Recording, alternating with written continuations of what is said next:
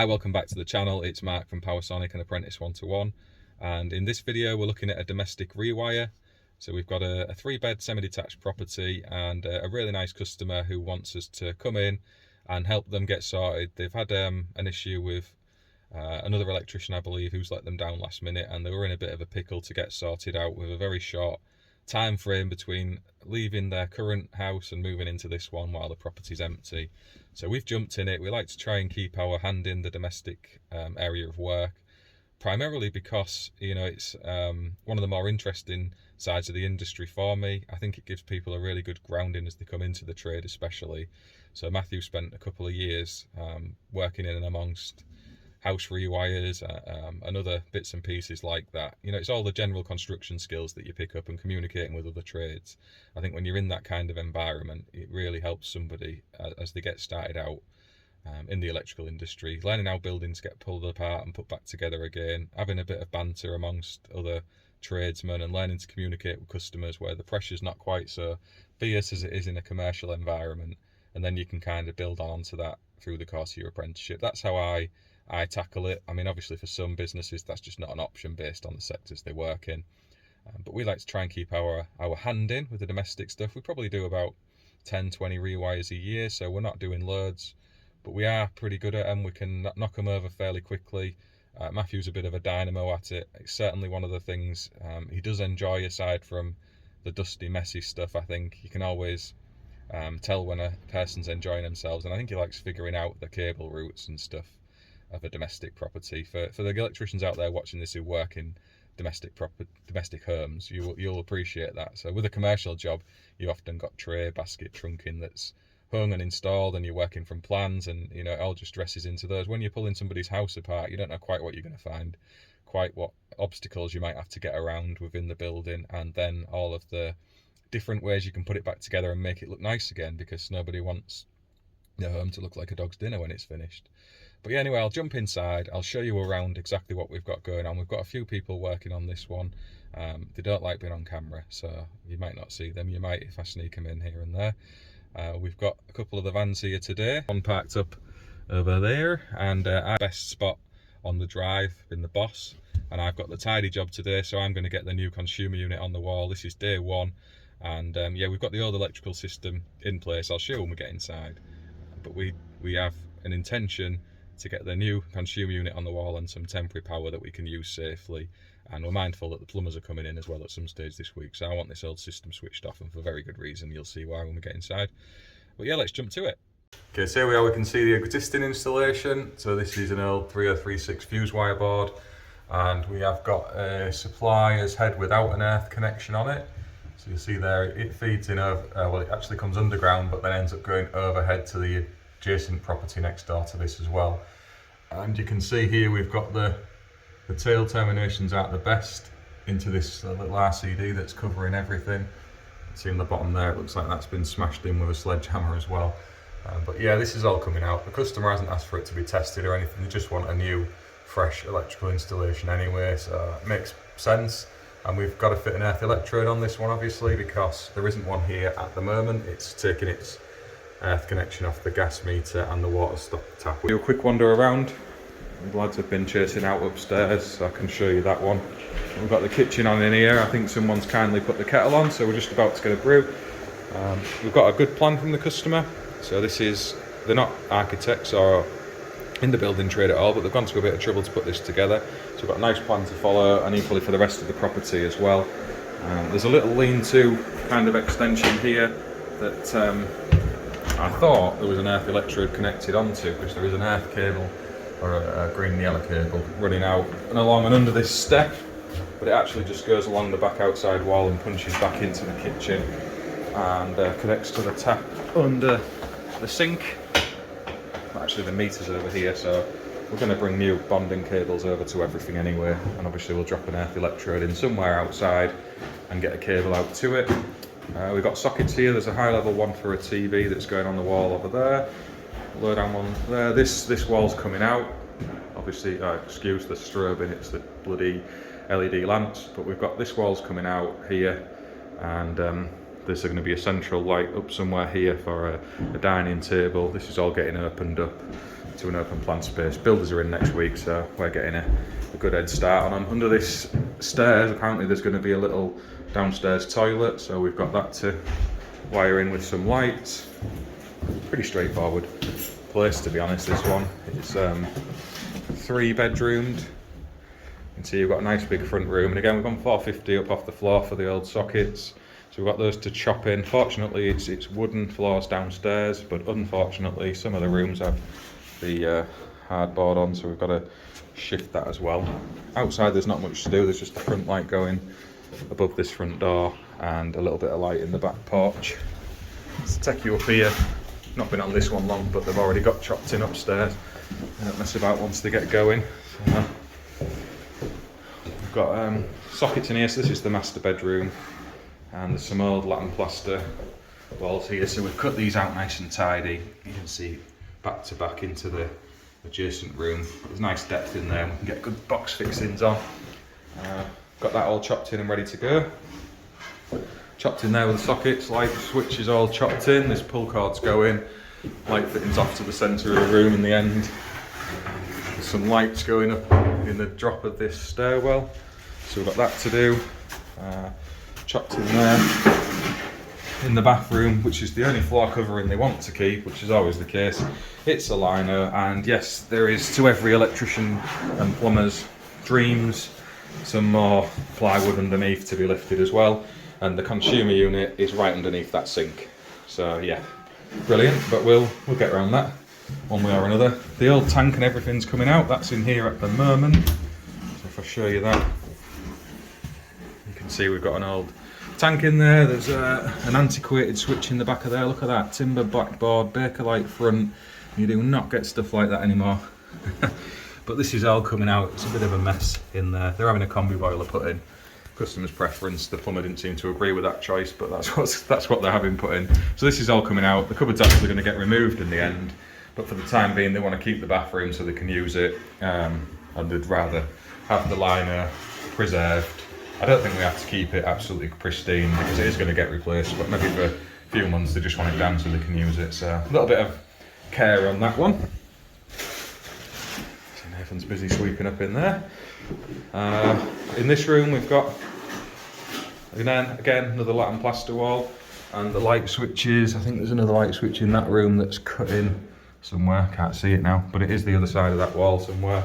We've got a socket going down there as well, and fortunately Matthew's hit onto the stud, so that's nice. And another one cut in there. Again, nice big void, and I'll show you a little bit later how we fix back boxes into lath and plaster walls. Everyone tackles them a bit different. Some people use plasterboard boxes, some people pop noggins across and fit a flush box. There's all sorts of things you can do. As long as you get a nice secure back box in there, it really makes no difference. Just keep in mind that they are quite brittle with the lats, and it's dried out plaster, so you can very easily blur the front of these, and then they're a nightmare to patch. So we go in with a fane or a oscillating saw to get a nice neat cut, and then we can tidy them up. As you can see in here, again that's the other side of this wall I was on about. I don't know where that light switch is in relation to that one actually. I could be way out on my bearings. They're in a separate floor void. We've got that one there. We've got 3 higher up socket points for a desk, so this is going to be a home office in this room. So we've got the chases up, and they look just about deep enough for the oval tube, but we'll see. Might need a bit of scraping out depending on the depth of those. And again, Matthew's gone in 35mm boxes on all of these. It's just what we do as standard anyway, because it makes life easier for future replacements. We don't know what size depth these accessories are going to end up. Obviously at the minute some of the USB ones will fit 25 box now anyway, but that's not the point, because in the future, who knows, we might have some sort of other shenanigans going on for connecting stuff into socket fronts that require a deeper box. And we can't go sinking in 47mm boxes everywhere as much as I would like to, just for the sake of having a nice deep box to terminate the wires into, because it's, you know, it's hard work, isn't it, and you're making unnecessary holes in the structure of the building. So we go for 35s. And yeah, the upstairs, I'm gonna get out Nathan's way because he wants to fire the Hoover up again. So again with this one, we open all the windows, get good airflow through. It's a nice breezy day. We, whilst we're chopping and chaining and tracing, we've got the extractors on, and then we full on clean down at the moment it's completed, so any of the dust that has sprayed around is taken out of the equation straight away. The last thing we want is to have this been blown around and then us lot breathing it in and messing about. Although we've got the full face shields on, you know, it does get about the place and settles all over and in the air, so it's just nicer to get rid of it. So yeah, we're all set up in here. I'm going to bring my... Hi, so I've come outside to have a little chat on camera about what's going on in there.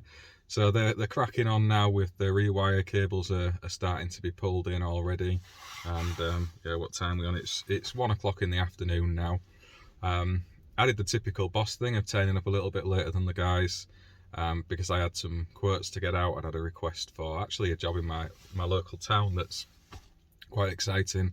And yeah, just getting some costings over for that, and then cracked on down here to come and pile into chopping and chasing out, but they don't want me involved in that. Apparently I'm too slow, so they're cracking on with that. And yeah, I've been delegated the consumer unit just as a little job to get done today. I think they've given me it as a bit of charity work, to be honest, to make me feel like I'm part of the team.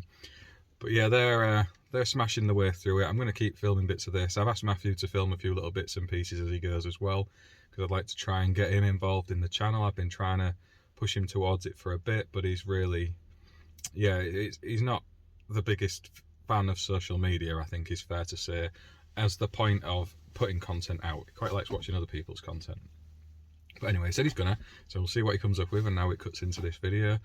I was delegated with a job of going to get some coffee from Tesco's because the customers left tea bags and milk, which was very kind of them, and cups and everything, but there's no coffee, and these guys are coffee drinkers. So yeah, I've been sent out to go and get some of that. That was my task for the afternoon, so I had a little wander out, hence the jacket.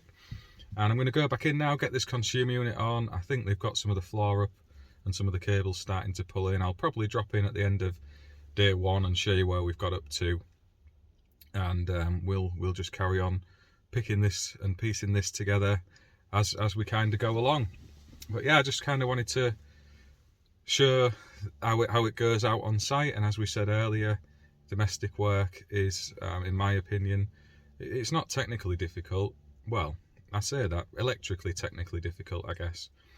But from a point of view of all sorts of different construction you've got to deal with, and snags and solutions to get past in the general building, and the physical graft in the job, I think it's quite hard.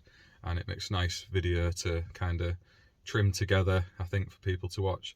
I'm very mindful that I go off preaching about apprenticeships and technical content. For some reason, people seem to think I know what I'm on about, and I do want to make it known through the course of these videos. That's why I do put ones like this out, as well as the ones on the test board, and trying to demonstrate stuff. And that's going to keep building through. We're kind of on a journey with that. I know where it's going, and we'll go in step by step towards that.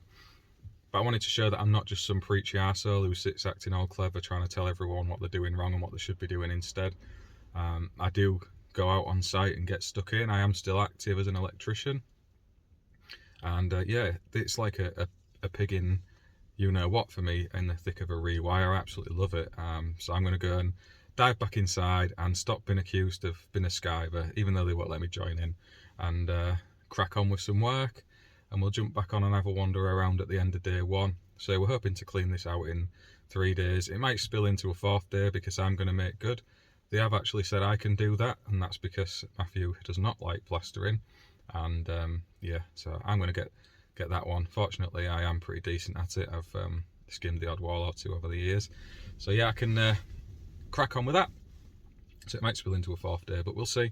And I'm going to go and get on with it now.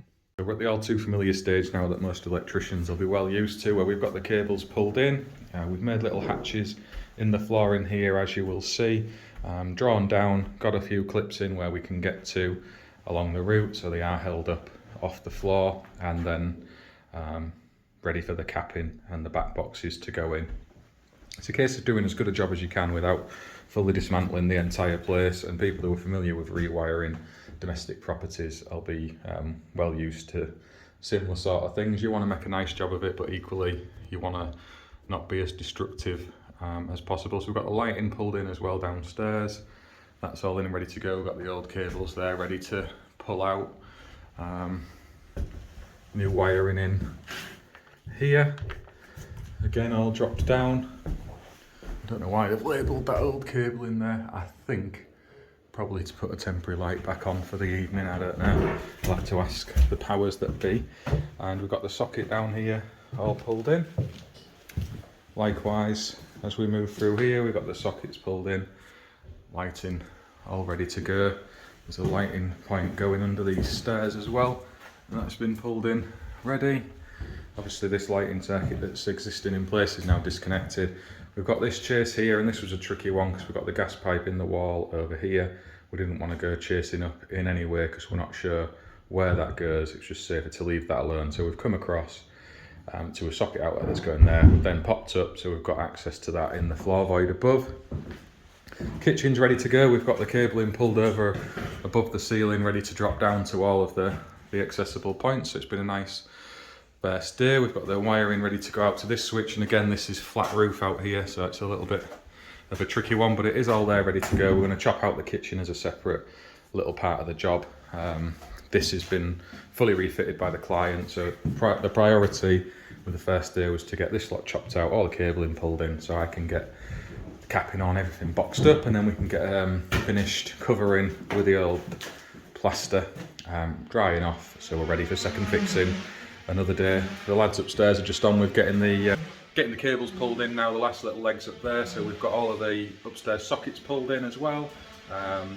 All of the other circuits up there pulled in. We've got an old tank and boiler that needs some temporary power while the plumbers come in. There is going to be a combi boiler in the end, but for the minute they want to retain the system they've got, so they've got some hot water while they kind of camp here on a weekend and do little bits that they're wanting to get on with. So we've got that to get sorted. Upstairs lights are all done and dusted. So yeah, it's been a nice first day, and you can hear them up there again. No rest for the wicked. Spin you around, we can speak about the consumer unit. I'm hoping they're going to shut up that racket in a second. I think that might be it.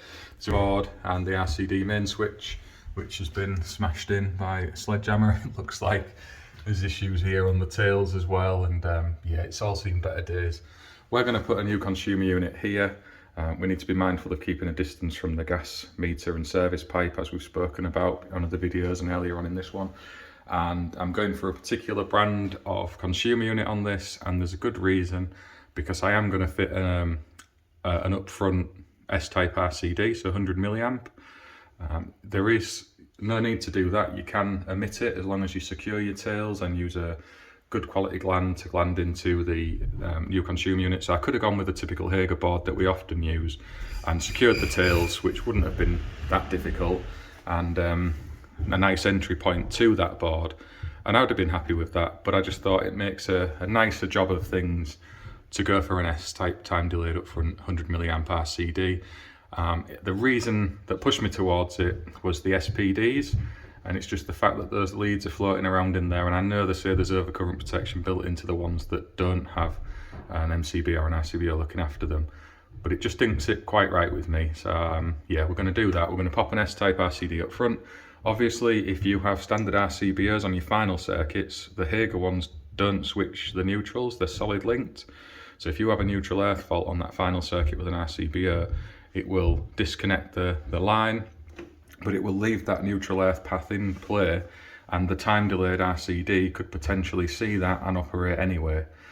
So it was a priority for me, if we were going down the RCBO route, that we get the switched neutrals, so when they operate they also break that neutral connection.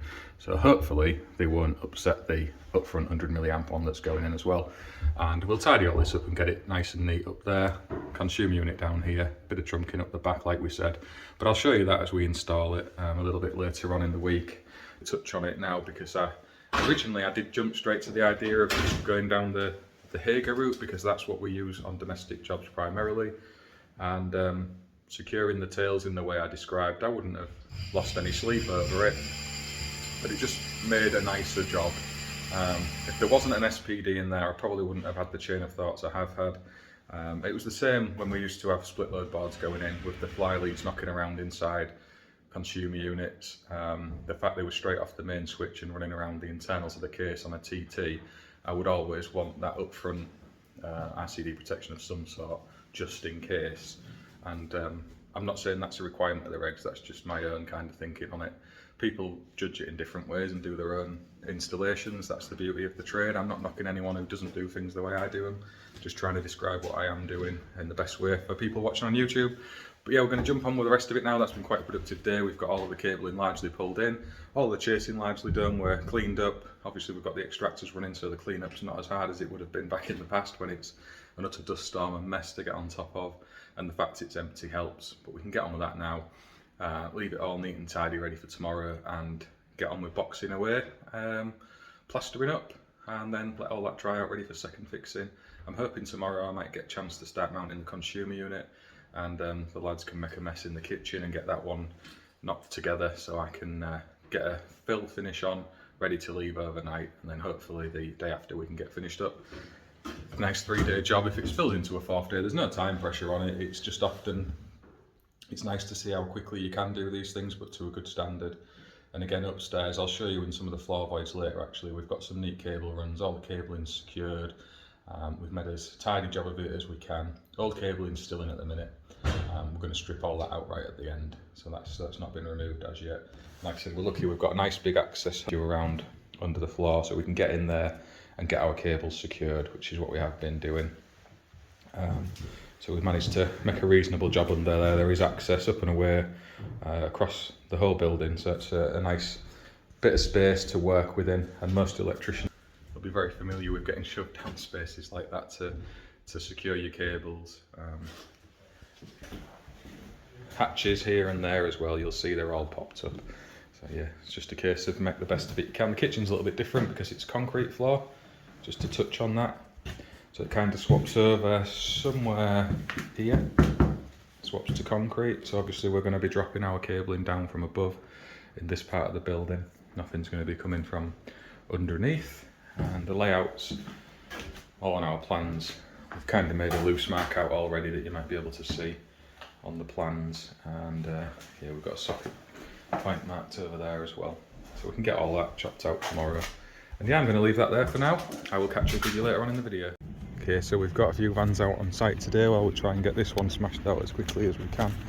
Let's see what the lunatics at the asylum have been doing while I've been away for a little bit of time collecting some materials, and yeah, we'll see what they've been doing. Okay, so we're upstairs, and you'll see what the guys have done. I've waited till they've cleared off because they were making a right old racket. Customers already left the lights out ready to go up in this room. Just show you some of the cable runs. You can see down there the guys have got the DeWalt cable stapler.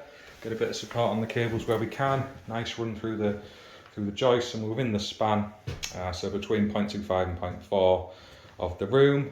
Very important you make sure you do that. You can see over here again they've got a little clip on down there just holding the cables as they sweep around.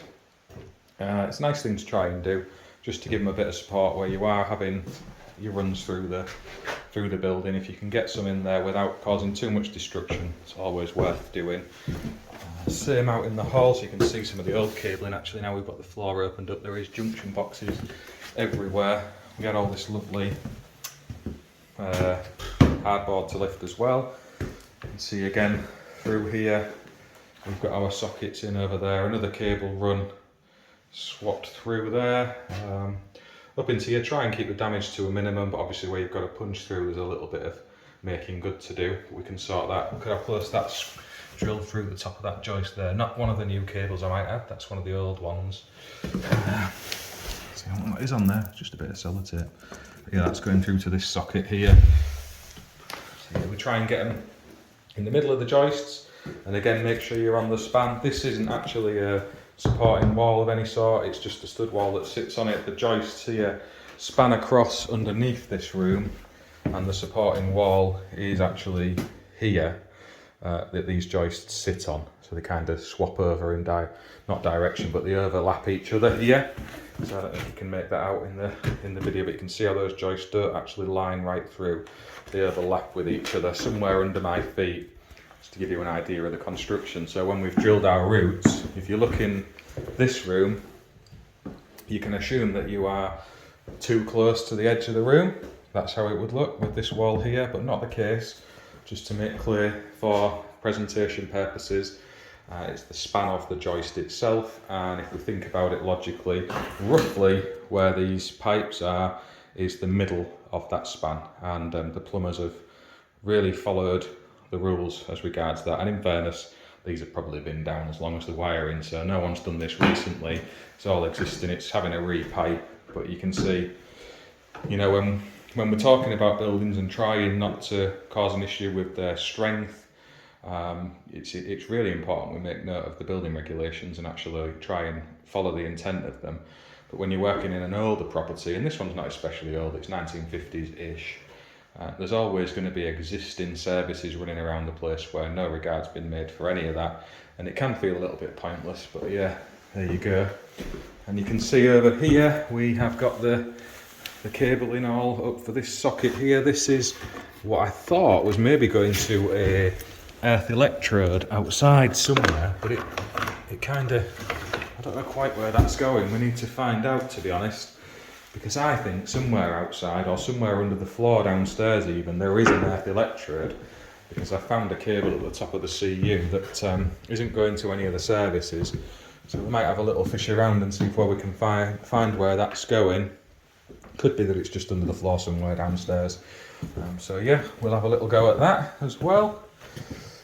And yeah, otherwise, what have we got here? I think we have got a load of junction boxes somewhere. Yeah, here, look. So this is again the original cabling. You can see all that down there under the pipes. I'm not going to poke and prod at it too much because some of them are still carrying power at the moment. You can see there that old, I think it's a metal box. We've got the earths twisted around the outside there. We've got the junction boxes under here. And again, we haven't tested this prior to doing the work because there was no need. The customer wanted rewiring anyway. But there's every probability on a lot of these EICRs that we're doing, if those connections down there are sound and there's no issue with them in terms of continuity and insulation resistance, you're not going to see it. You're not going to know they're there. And there's an argument that they don't present a danger while they're in that condition. But as you know, they're just floating around in that space. If somebody was to come and do some work as a plumber on these pipes and they've got that in their workspace, is that acceptable? For me, no, it isn't. We need to be mindful that these voids within properties aren't voids permanently. People do get access to them. People do fix into the fabric of the building. Those connections aren't supported in the way that they should be. There's a possibility as the building moves with heat and vibration that there's every issue those connections could work loose with people just walking around the room. So, you know, it's one of those things with the EICRs where the testing only tells you so much, and obviously when people are living in a property and there's carpets down and furniture, you can't go to the point of lifting all the floors up to inspect every length of cable. So it's using your engineering judgment to make the best decision you can. And while we do want to try and keep older installations in service, you know, I am of that mind. It's important that we try and get good service life out of materials that we're installing, because we're trying to preserve the Earth's resources and make good use of things when there's nothing, you know, practically wrong with them. When an installation gets to the age that's, you know, there's a probability that there's been interference and modification and other bits and pieces, and we can see that with the way the sockets are spin you around here. We've obviously got additions that have been popped in all over the place. Blanking plates here, which is always kind of a little bit of a sign that there might be something amiss. The sockets that have been added at the bottom of skirting boards, just dotted around the place. Sockets that are in the wall, old Bakelite sockets that were probably installation. We've got cabling that's just kind of run on the surface and into a light fitting. It's all signs that there's been some messing about with the install. So when you are doing your EICRs and you do see things like that and your test results are coming back clear, have in the back of your mind, if you get a feel of a place, and don't be afraid to use the FI code on stuff when you're not 100% sure with what's going on. There is only so far you can take your investigation sometimes, and it just covers yourself in the event that there is something in there that's not quite right. Don't go wholehearted in your statements that an installation is satisfactory when there's a possibility that it isn't. So I just thought I'd touch on that while we're referencing this, and we've got a building apart, because we've probably done EICRs on properties where we've not found anything at all in the test results, we've not found anything at all in the inspections that are external and visible. And I've heard Jamie Curry talk about this on his videos when he's on about his rewiring business, because he does do things like this every day. They're knocking out rewires a day at a time.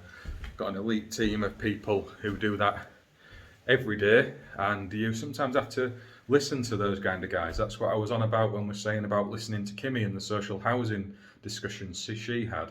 Listening to people like Jamie who have got buildings apart every day, actually seeing what's installed in these homes he's rewiring, and what I see in the work we do as well. You know, that kind of opinion needs to be taken on board, and it's not just about test sets, textbooks, and interpreting the regulations to suit somebody's own goals and aims with what they're working towards. This is about people's safety, so it's an important thing to mention.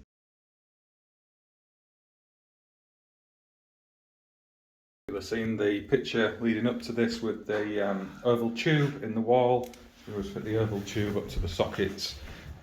If you get it behind the skirting and up into the back of the socket, then it gives it a route if you ever need to get a cable back down under the floor, and also it avoids having to use the grommets. You can see on here that it protrudes into the box itself, so the cable's protected all the way in, and once that plaster's gone off, the oval tube's stuck in place. And you know, if anyone ever needs to come to rewire that point, they can do so without them breaking into the walls. This is the first coat of bonding which the guys are going around just putting in now, and we try and get it as neat as we can when we're going around that first time, but also mindful if you are doing filling, you don't really need to be too neat with this first coat. It is just to get the depth back towards the surface, and then obviously you put a top fill or a finished skim coat on to make it look nice and ready for decoration. The customer in this particular one just wants it brought back to the wall surface. They're going to have the whole house re-skimmed, but not for a few months. So I think they're just going to whitewash all the rooms. So they just asked us to make it as neat as possible with a top fill finish. So we're going to let this go off, and then we'll put some filler, thin coat of filler across the top, just to blend it in a little bit when it gets painted through, so it doesn't look horrendous. And yeah, a little bit of tidying up to do now, get the floorboards back down because we've all wired in everywhere upstairs and downstairs. I'll take you around to show the job, and then we'll probably end this video as a part one, I think. So we'll get all of the plastering in sorted, get the kitchen all sorted. I'll zoom around for a quick run through of what we've done, probably put a bit of music on the background to it, see what you make of it, and get ready to drop back in and watch part two. So this is the bonding coat we're using. It's thistle bonding coat, and you'll see here it tells you you can use a couple of coats normally to achieve a top surface. 11mm deep.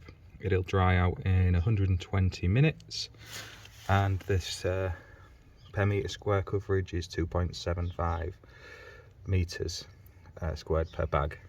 So it does go a reasonable distance when you're filling chases. You can see here it tells you it's for medium density to dense blocks, engineering bricks, rake joints, plasterboard. You can use it on all sorts really. Like it said, just be careful with your depth. We have tried it and you can go a fair bit deeper. You just need to be patient with your drying out times and ensure that it doesn't bag out as it is drying, so you might need to pay a bit of attention to it. But generally speaking, if you stick to the 11mm, just build it up slowly a bit at a time, because it goes off quite quick. It's no hardship. And yeah, that's what we're using on this one to fill our chases. So this is what we're using as our top fill. It's for rough surfaces and damaged walls. You can just use it straight on, and these, you can see in the picture there, like a textured surface.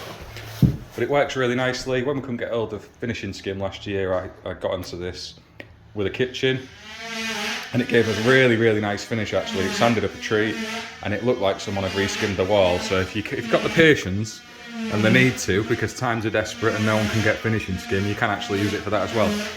But in this instance, we just use it to give a nice flat smooth surface that the customer can decorate when they've moved in. So in this case, they're going to whitewash the building and then slowly renovate it and re-skim each room as they go themselves. The guy does his plastering, so he's going to sort all that out. He just asked for something that's acceptable for the time being, and we can make these look really nice.